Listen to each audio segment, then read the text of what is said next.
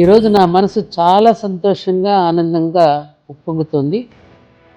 ఎందుకంటే పరోక్షంగా రామజన్మ భూమి ముక్తి యజ్ఞానికి సహకరించిన వారు, బహుముఖ ప్రజ్ఞాశాలి, బహుభాషా కోవిదుడు, స్థితప్రజ్ఞుడు, మన తెలుగు గడ్డపై పుట్టినవాడు, ఎంతో కీర్తిని సంపాదించి పెట్టినటువంటి మహనీయుడు శ్రీ పివి నరసింహారావు గారు మన మాజీ ప్రధానమంత్రికి లేట్ అయినా లోటు లేకుండా భారతరత్న ప్రకటించడం చాలా ఉదాహంగా చాలా సంతోషాన్ని కలిగించింది. అందుకు యావత్ జాతి కూడా ఈ రోజున గర్వపడుతోంది.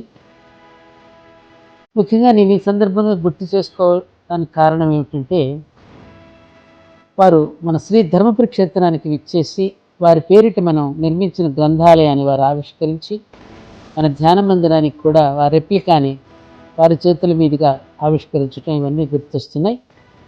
ఆ రోజు వారు ఇచ్చినటువంటి సందేశం ఇప్పటికీ ఇంకా మాకు ఆ ప్రేరణాత్మకమైనటువంటి వారి ఉపన్యాసం మా అందరి యొక్క మనసుల్లో మెదులుతూనే ఉంది.